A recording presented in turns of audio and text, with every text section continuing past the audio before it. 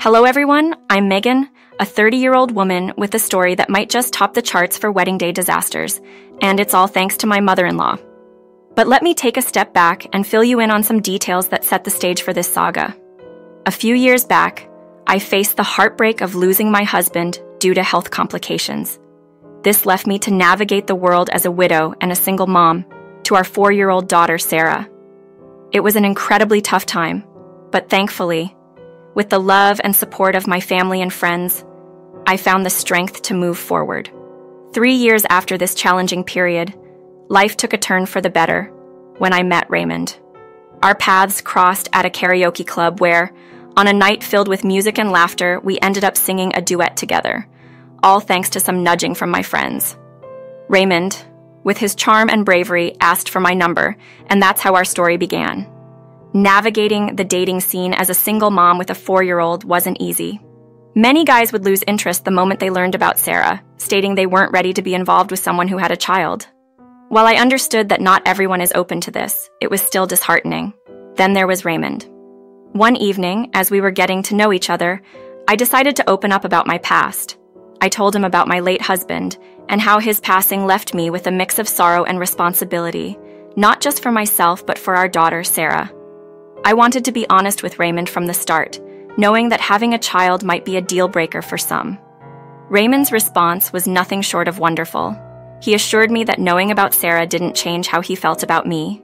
He was eager to continue seeing me, which filled me with hope. So, there we were, embarking on a new chapter together, with more dates and shared moments, proving that sometimes, amidst the trials of life, new beginnings are possible. Everything with Raymond felt like a dream unfolding before my eyes. When he expressed his desire to meet Sarah, my heart skipped a beat. It was a significant step, introducing someone new into the small, tightly knit world I shared with my daughter. I was cautious, not wanting to bring any confusion into Sarah's life, but the genuine connection growing between Raymond and me couldn't be ignored. It felt right, stirring a hopeful warmth within me that whispered of new beginnings and beautiful possibilities. I decided to invite Raymond over for dinner at my place, planning to prepare a simple yet heartfelt meal. Nothing too extravagant, just something that felt like home. As I was getting everything ready, Raymond arrived carrying an impressively large gift for Sarah. His thoughtful gesture took me by surprise in the best possible way. "Hey Raymond, what's that?" I asked, intrigued and touched by his kindness. "I thought I'd bring a little something for Sarah," he replied with a smile that warmed my heart. "You didn't have to do that. Let me call her," I said, eager to see Sarah's reaction. As Sarah came into the room, her eyes lit up with curiosity. "Sarah, this is Raymond, a friend of mine," I introduced them. "Hi, Raymond," Sarah greeted shyly. "Hi, Sarah. Do you like toys?" Raymond asked, his voice gentle and friendly. "I love Barbies. Is that a toy?" she responded, her interest piqued. "Why don't you open it and see for yourself?" Raymond suggested. The excitement in Sarah's eyes was palpable as she unwrapped the gift to discover a Barbie estate inside. "Oh my God, it's a Barbie estate! Look, Mama, I have a place for all my toys now. It's so huge!" she exclaimed, her Megan contagious. "I'm glad you like it, Sarah. What do you say when someone gives you a present?" I nudged gently. "Thank you, Raymond," she beamed, her manners impeccable. "Why don't you show Raymond your Barbies, and you two can play with the Barbie estate while I finish up dinner?" I suggested. "Yay, we can finally play Barbie." "I'll get them," Sarah said, excitement bubbling over as she ran to fetch her toys. Dinner went wonderfully. Raymond's gentle demeanor with Sarah was heartwarming to witness. She was completely taken with him, and their budding friendship was a beautiful sight. That evening solidified my realization of how meaningful it could be for Sarah to have a positive male figure in her life, especially since she understood her dad was no longer with us, in the simplest terms I could provide. Things continued to go well, and soon, Raymond invited me to meet his parents, Charlotte and Paul, for the first time. I arranged for a babysitter for Sarah, filled with anticipation and a touch of nervousness about taking this next step in our relationship. Feeling like a teenager all over again, I was enveloped in a mix of excitement and nerves at the thought of meeting Raymond's parents for the first time. Despite having been through the in-law introduction in the past, the jittery feeling never seemed to fade. It was like stepping onto a stage, knowing the spotlight was all on you, scrutinizing every move. As we arrived, Raymond cheerfully introduced me. "Mom, Dad, this is Megan, the incredible woman I've been dating." "It's great to finally meet you." Raymond's quite the secret keeper about his dating life. "We never get to meet his girlfriends," his mom remarked, her tone a mix of curiosity and warmth. "It's wonderful to meet you both," I replied, trying to mask my nervousness with a smile. Then the questions began. A typical mom's interrogation to gauge if I was a good match for her son. "I promise I don't bite. Can I ask why your previous marriage ended? Was it a separation or?" she inquired, tiptoeing around the subject. "It wasn't like that. My husband passed away," I explained, feeling the weight of my past gently pressing down. "Oh, I'm relieved it wasn't a divorce. Those can get so messy," she sighed, a tad too quickly moving on to, "What do you do for a living?" "I'm a lawyer," I said, hoping my profession would stand as a testament to my independence. "Must be nice to have a good income," she prodded further, only for Raymond to gently chide her curiosity. As the conversation unfolded, it became clear Raymond hadn't briefed his parents about my full story, including Sarah, my daughter. This revelation seemed to unsettle his mom, who openly questioned my intentions with Raymond, suggesting I might be after financial security for myself and my daughter. The dinner conversation took a turn for the worse when she implied that Sarah would have been better off in an orphanage rather than being a burden to anyone else, hinting that my life complexities were too much for Raymond or any man to handle. Raymond, bless his heart, stood up for us. He declared his love for both Sarah and me, emphasizing that he was not concerned about the financial aspects of our relationship. He assured his mother that my past and my daughter were part of the package he willingly accepted and cherished. The tension at the dinner table was palpable, with his mother's harsh words hanging in the air. Despite the awkwardness, Raymond tried to smooth things over, suggesting we focus on the meal and the effort put into making the evening pleasant. The experience was a stark reminder of the complexities of blending families and the challenges that can arise when facing preconceived notions and biases. Yet, it also highlighted the strength of our bond and Raymond's unwavering support in the face of adversity. After the challenging dinner with Raymond's parents, I was on the verge of stepping away from it all. The harsh words from Charlotte, painting me as a gold digger and dismissing my daughter Sarah, were more than just unsettling. They were deeply hurtful. I found myself pondering whether it was worth enduring such negativity for the sake of love. So, I decided to take a step back, to protect my heart and to shield Sarah from any potential hurt. However, Raymond wasn't one to give up easily. Despite my attempts to distance myself, he kept reaching out, apologizing profusely for his mother's unwarranted comments. Surprisingly, I found myself missing him, and even Sarah was inquiring about him. It didn't take long for my resolve to soften. Reconnecting with Raymond, he reassured me that we didn't need to involve his parents in our lives, especially not his mother, if it meant peace for us. Welcoming Raymond into our lives was a decision that brought unexpected happiness. He seamlessly took on the role of a father figure for Sarah, filling in gaps I hadn't realized were so profound. From school runs to spending invaluable time together, he was everything a parent could be and more. And to me, he was a partner in every sense, supportive, loving, and endlessly romantic. A year after Raymond moved in, he planned a heartwarming proposal, asking me to be his partner for life. Amidst the Megan of our engagement, Raymond had a conversation with his mother about our decision. Despite her initial reservations, he hoped to bridge the gap between his past and our shared future, suggesting another meeting for her to get to know Sarah better. I was hesitant, understandably wary of past hurts. But Raymond's optimism was infectious. He believed in the power of change and the potential for reconciliation. He argued that as sentimental as his mother was, she might regret missing out on being part of our lives. Proposing a meeting between her and Sarah, he was convinced that once his mother spent time with Sarah, her perspective would shift. Accepting this proposal wasn't easy, but Raymond reminded me of the importance of family ties and the possibility of growth and forgiveness. It was clear that he valued his parents' presence in his life and believed they shouldn't be pushed away because of past misunderstandings. With love and hope leading the way, we decided to give this new chapter a chance, believing in the transformative power of openness and understanding. Embracing the possibility of a fresh start, I decided to open my heart to forgiveness, hoping that Charlotte would extend the same courtesy to us. Thanks, love. I'm grateful for your understanding. I truly wish for everyone to live in harmony, Raymond expressed, his optimism shining through. Not long after, Raymond shared that his parents, Mark and Charlotte, were keen on visiting us to immerse themselves in our world and finally meet Sarah. Despite the apprehension swirling within me, I agreed. After all, we were in the thick of wedding preparations, with just 5 months to go. Secretly, I harbored hopes of mending fences with Charlotte. After all, she was going to be my mother-in-law, and having Raymond's parents bless our wedding was deeply important to him. Given Raymond's unwavering support and love, welcoming them felt like a small gesture I could make in return. The day arrived with a mix of anticipation and resolve.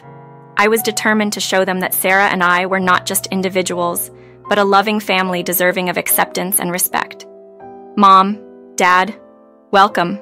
This is our home, I greeted them, hoping for a smooth introduction. Charlotte looked around and remarked, "So, this house, your husband left it to you?" "It's decent. We bought this house together. We both contributed to making it our home," I explained, trying to keep the atmosphere light and welcoming. The moment to introduce Sarah arrived. "Sarah, come meet your new grandparents.